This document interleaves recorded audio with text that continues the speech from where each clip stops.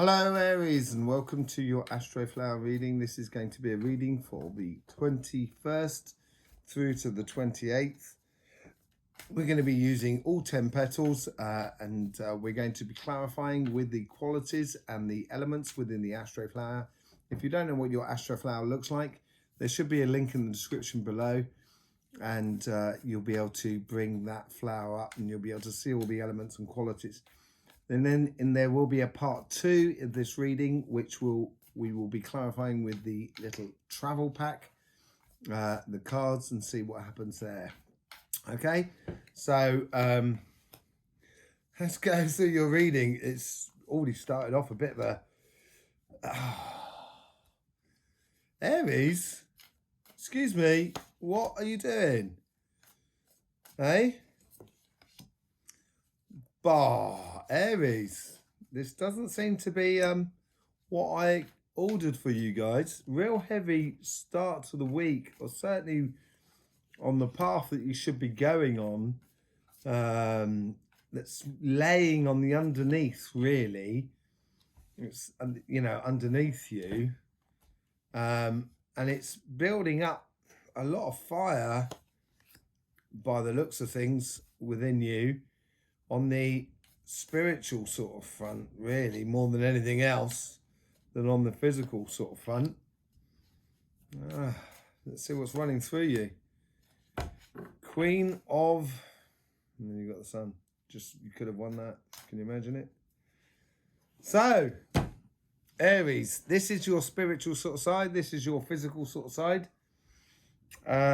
These are how the guides, the universe, are trying to influence your karmic path. These are how the guides are trying to manifest your karmic path. These are the guides that are trying to help you with that inner conversation within our good selves. This is how you interact with the outside world, and this is what within you. So it certainly seems there's a lot of movement around you at the moment, Aries. You're into the groove, and you're sort of saying to yourself, I just got to keep my head down, got to keep going. I know where I'm going. You've got your eye on the goal, keeping your direction or to your path and stuff like that. But there seems to be a situation that seems to be growing within you. I'm not sure it's actually there yet, but it's certainly it's brewing up underneath you. And from both sides, the universe is sort of saying to you, there is something to walk away from. We've got the 8 of Cups, which is on the physical side, this side. Sorry, I'll have them like that. This is on the physical side. This is the spiritual sort of side. And on the spiritual sort of side, they're saying, you know, it's coming to the end of a journey that might have actually been a little bit painful for you. And on the other side, it's asking you to walk away from something that may have caused you absolute pleasure in the past, but move on towards the sun. So it could be a moment for you guys of reflection about where you're going and how you want to do it. This is true to your time of year. So you're into this spiritual path. You're into this last month, coming into the last month before your birthday, into the sign of Pisces. And as you come into the last month before your birthday, you're going to have a lot more questions about spiritually, emotionally, what you want to be doing next year and stuff like that. I now totally understand your reading because of that. But that's what you find in the Astroflower. It's all to do with human rhythms as well. It's also to do with solar rhythms. And if you know when you're born, you'll be able to work out your solar rhythm and stuff like that. And this 9-month cycle that ends up in the last 3 months before your birthday is your autumn. And you're in the last month of that 3-month bit. And that's all about to do with spiritual or emotional decisions of how you want to do, what you want to be, or what you want to experience the coming year. And in that coming year, it may not be the same as what you've experienced last year. And it will ask you to look back over the past and stuff like that. It's going to come a lot quicker than you think this month. It's going to go a lot quicker than you think. There may be conflict, which we have with the Five of Wands there, but it's like competition as well. So it might be a question of competition of what you want to do. Do I do this or do I do that? That's what it could be. And it could be creating a bit of conflict within you because we're on the spiritual side, not on the material side, rather than being conflict or competition in the outside world. But on this sort of spiritual one, you know, you've got the Ten of Swords, the universe, and you've got your karmic path, which is you're carrying too much. You're trying to do too much on the emotional and spiritual front. And you need to let go of this because your guides are sort of saying you need to be moving a little bit quicker. And on this base of this Ten of Swords, you have that cardinal fire of your good selves that's coming down to it, down onto it, and then you have that cardinal earth of Cancer that is coming up out of it. So there is this spiral motion, which is a clockwise motion, which is keeping things grounded. And it might be that last year you pulled from pillar to post and you've become too grounded at the moment. And you need to let go of things, as painful as it may be. You need to let go of certain things because apparently they're sort of saying to you this week, you're going to find out that you're overladen emotionally. That petal there has got mutable. That is petal 2. That's your karmic path on your spiritual front, the Ten of Wands. And you've got mutable water with mutable fire, which is very contradictory elements in a way, and they are very explosive, but they can be very beautiful together. And mutable is usually the easiest one to work around because there's a little bit of wiggle room, as it were. And so it's asking you to sort of take a good look at how you live your life spiritually, emotionally, what's good to keep, what's good to let go of, and stuff like that. And you've got to start doing this quickly to set yourself up for the coming year. So when your birthday hits, you're ready to rock and roll. And these guys here, this is where your guides are trying to manifest that path, and apparently they're going to be bringing it in quite quickly. Be interesting to see in the second part of this if the Eight of Wands come up here, or the Knight of Wands or something like that to actually push it through a lot quicker. But in this petal here, you have the base, which is earth and water of this Knight of Swords, earth and water at this base here, and then above that you have that cardinal fire and that mutable air that comes around it.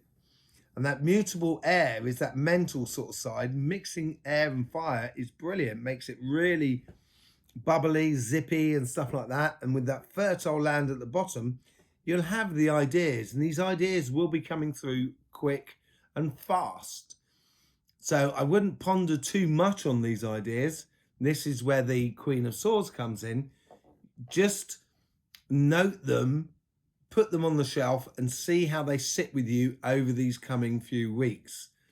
As I say, there might be a bit of conflict up here in petal 8, where you've got the Five of Wands, and here you've got that mutable air and mutable earth, and then you've got the fixed mutable earth, mutable water and mutable air, fixed earth, and your cardinal fire that comes around the top of it.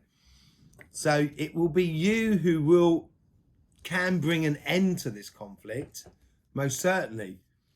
But I think this conflict is more with yourself, or competition with yourself, more than anything else. And it is that point there where within that competition, it's a good way of sorting the chaff and the wheat in a way through that competition. And as you come up to your strength card, it's based by cardinal fixed earth with mutable water. And that's a very, very productive thing. So it's asking you to just sort of stay strong, keep ploughing on through. There's a bit of a way to go. Just stay calm and true to yourself. And that's what the Queen of Swords is all about as well. Or staying true to your path. So there's things to let go on that side. On this side, on the physical side, that was last month, really, where there's a lot of decisions how you want the world to be physically in the coming year after your birthday. But there is the universe sort of saying there is certain things, and I think this ties into your spiritual path. There is certain things you do need to walk away from. And if you do walk away from them and you do keep a clear vision of where you're going, you will have an emotionally fulfilling and rewarding physical life, because that's what the universe, your guides are trying to encourage within you. But also at the same time, you'll be able to see clearly the path in front of you. And that path will start when your birthday starts. So it's keeping that clear vision of the physical world and keeping those emotions not in check. I wouldn't say that. It's more a case of being in touch with your emotions, but not allowing them to sort of overrun you in a way. And being more sort of, I wouldn't say discerning, but having control over your emotions and allowing your emotions to work for you, so you can use them to their best abilities. On this side, you've got fixed water and fixed earth, fixed fire, fixed cardinal water and cardinal fire. So it's a really, you're always looking to do better, to calculate things, to put them into position a lot better within your general life on the material front.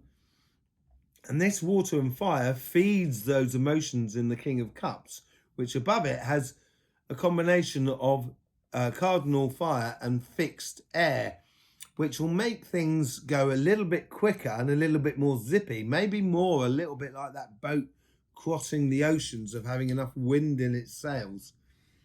After that, the High Priestess. So the High Priestess, it's intuition, looking in within, seeing the path from within, and you have at the base of that sort of fixed earth and fixed air. So that's basically in the material world, the earth being very clear in your mental sort of state, the air.